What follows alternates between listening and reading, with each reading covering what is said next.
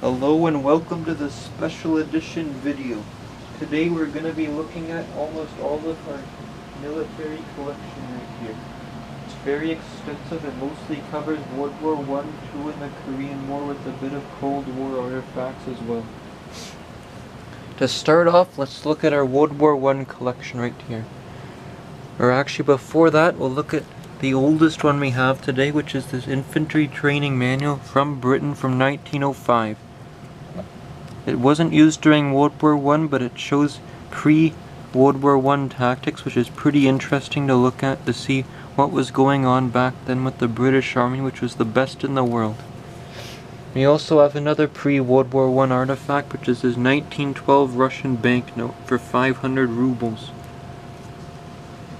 Here we have Nicholas the Tsar there, before he was murdered horribly. And now we'll go into our World War I artifacts. First of all, we have this record from 1915, Columbia Records, made in Canada. This is a very rare record actually. We have about half a dozen other World War I records, but this is the valuable one. That's another junky one we have. It's just an example there. That's a British one. Now we'll move on. So our actual equipment here, we'll start off with the best. This is an actual, authentic, you guessed it, Ross rifle bayonet, Pat 1907 there. This actually was issued to troops. We have an issue date there of July 1915, sorry. Now, as you can see, it was sawn off. This was probably done during World War II because some French guy wanted to make combat knives out of these things, but that never went through, so they got converted, and then they're mostly sold as hunting knives to Americans after the war. And here we have an authentic Ratsudu trench kit right here. Here we have, it says Tusa here, it's from 1917, so it's an American kit which was used to stew up trench rats. Very nice. So now I'll go on to some of our magazines, since we have lots of magazines and I think they're very interesting. First here we have two War Illustrated ones, both from 1915, December. This is a special Christmas issue right here. These ones are also lots about tanks, which is quite interesting, since here we have the big tank right there. Brand new technology. It's pretty interesting to see that in a magazine this old. And we have some typical examples of World War I era magazines, but the one up here is from 1918, November 16th, only 5 days after the armistice. So we have all the generals right here. It's a special issue. Bunch of Germans, bunch of late war action. Here's a bunch of Canadians fighting in France here. It's a very interesting magazine. By far the best one we have here today. Our best magazine. And here we have this is a textbook from World War I era. Lots of geography and practice writing. Now we'll move on to some interwar stuff here. This is a 1928 drill book for the 18-pounder gun, which was the most widely used artillery piece in World War I for the British and Commonwealth. And then we have right here a 1921 Russian banknote after the revolution, so this kind of sums up the Russian Revolution here with one before and one after the revolution. Now I'll just move on to our World War II section quickly here. Here we have a bunch of World War II magazines. This one's called the Yank magazine. It was issued to servicemen during World War II. And this is the Pacific version right here from 1944, which is quite interesting. And then we have two typical War Illustrated right here, showing the two different covers. These are both from 1941, before Russia joined the war, so it's just Britain versus the Axis back then. It's pretty interesting. Now if we move up here, we have an 8th Army News right here. This is from 1943. It was issued to troops. The 8th Army, it's in pretty rough shape, but it is pretty interesting to have an actual World War II newspaper there. And we have our final magazine of the video here. This is called a Liberty magazine.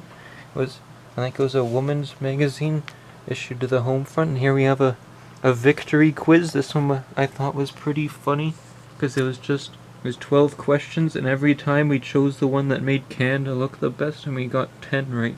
So I thought that was pretty Interesting to see how they tried to prop up Canada with this one.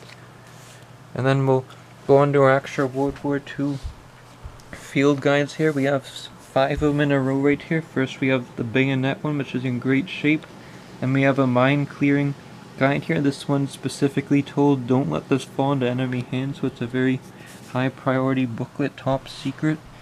And we have some 1939 books here early in the war. Then we have a special American field guide here, which is the only American guide out of about 30 we have here.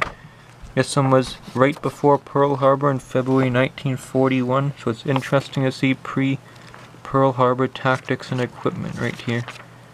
And we have lots of pictures and diagrams. And then we also have a June 1945 guide here on how to, for soldiers and returning to Canada and what they can do to resettle, which is quite interesting to look at. Some interesting information in that one. And then here we have some World War II currency with some historical significance. These two here are occupation notes issued by the Allies, and they're liberating Europe for both France and Germany. This one right here is a Japanese occupation banknote. Both are for 10 rupees. They're never issued, but if Japan conquered India, these would be used in India, since the British money would then be worthless. Here we have a very interesting banknote, which is also quite rare. It's a 1941 banknote, which was originally a regular banknote, but they stamped Hawaii on both sides here and on the back. This was in case the Japanese invaded Hawaii, then they wouldn't be able to, and the Japanese wouldn't be able to have any regular American money which they could hand to spies operating in the US. We have some more guides here. This is a 1941 first aid kit used by the Canadian Navy. This is a really big, nice book here from 1942 about motor mechanics in the Canadian Army. This would be for teaching people who don't know much about motors. This is a 1940 10th edition map reading guide here, full of fold-out maps, which is quite interesting, all about basic map reading skills. And over here we have some boring old interwar books. One's a 1943 military law book. That's about 1,000 pages long, so we obviously won't be going much into that one over here. So now we'll be looking at some more interesting stuff, which is our actual field equipment here. So this one here is a Korean War 1952 bayonet for a Lee Enfield. So you can see it's just a regular screwdriver bayonet. Unfortunately the spring here is a bit busted, but apart from that it's a great example of a Korean War piece of equipment. This one's here a 1944 Canadian bayonet. These are both 1942 I believe, and this is a British 1940 bayonet. It's the most interesting of the lot. The spring still works on it, so you could still use this one. And it is by far the most worn, as you can see. Still pretty sharp. So this one was in pretty rough shape, meaning it could have been actually used during the war, as opposed to the other ones which were probably either just held in storage throughout the war or just kept in peacetime rotation. Now I'll go on to some nice headgear right here. This is an Indian Army hat right here. During World War II you'd have a bunch of head wrap that would go with this, but we just have the hat. It's in great shape considering it's from World War II ever. This is a British Army cap, maybe used with the Home Guard or something. It's pretty light and flimsy, so I wouldn't want to be using this in combat, that's for sure. And up here we have a authentic 1941 Canadian Army helmet right here. I can't find the date, but we did find the date once in a stamped 1942. All the insides are missing, all the liner was just the shell. Probably wasn't actually used, but it's still a great example of a Canadian Army helmet. Now we have a nice little gas mask bag right here. This one's an American bag, which is pretty unique for this collection, as we don't have that much American stuff. The gas masks are normally thrown away, and this was used as a storage bag because after D-Day nobody was using gas or anything like that in World War II, so it was a waste to haul around the gas masks. They just use these as letter bags or something like that, so it's pretty common to find them without the mask. Still a very nice bag, however, in great shape for holidays. Now I'll go over, see some of our larger items from World War II and Vietnam even. So this gigantic map right here, the biggest item we have is a 1942 German map. It's in pretty rough condition, as you can see. It's been actually cut in half for transportation purposes. There's lots of rips in it, unfortunately, but it is a 1942 map, which is pretty unique for this collection. It was made for the Kriegsmarine, which is the German Navy. As you can see here, it's a map of the Baltic Sea. This right here is Denmark. That's Norway, Sweden. Then we get all the way over here, we have Russia, and Finland's up at the top right there. There's no Leningrad on this map. And up here we have a stamp that's been crossed out post-war because they didn't want any German symbols on it after the war when they're still using them in Europe. There are some pencil marks on top right here. Some cities are underlined, but they're all on this side. On the right side, there's nothing really on the left side of the map. It's still very interesting. All the cities right here are all radio stations around Europe, which is what this map was primarily used for. Now we'll head over up top here to some of our carrying boxes. This right here is a 1943 Canadian landmine box. As you can see, it was for anti-tank mines. All the mines are gone, thankfully, but it is still quite the nice box. Here we have the original packing letter right here, dated 1943. So the mines were only used until that date. There was a stamp there, but it's all been glued over with Cosmoline, it looks like, or something like that. Here we have some authentic ammo boxes. This is an American 50 caliber box here. I think it's American, it might not though. We don't know if this is from World War II or post-war. We couldn't find. We have the lot number here, but we couldn't find anywhere online where we could date this one. Although I think these types of boxes probably weren't used too late, so I don't know. Here we have an interesting little 7.62 NATO round box here. It's 200 rounds with explosives, and on the side here we have it dated 1963, so it might have been used during Vietnam. Could have even been used on a helicopter actually, since it's a pretty hefty box, and I think that's what the M60s used, which were sometimes mounted on helicopters. There's quite a bit of interesting history with this one. It was also painted over and probably used as a toolbox. And of course you wouldn't want to be walking around with the toolbox that says danger explosive ammunition on it. So that's why that was all painted over. Now we'll look at some of our Korean War books over here. Some of them are from before Korea, of course. There's a lot from here. We have 1948, but the most interesting ones we have here, we have a guide for a Vickers gun right here, which is a World War I era piece of equipment, but even in Korea they're still using it because it's such an effective weapon. Here we have it. Here's the Vickers gun mounted on emergency mounting, so it's quite interesting. Even in Korea they're using it. 1951.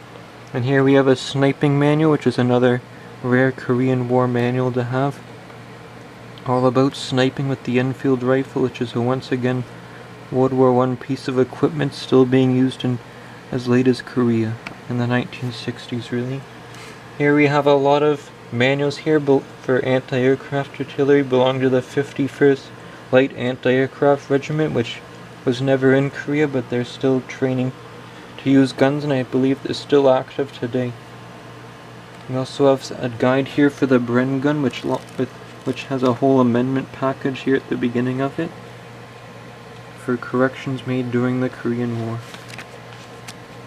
Here we have the trigger mechanism, a lot of interesting bits, but all about how to use a Bren gun.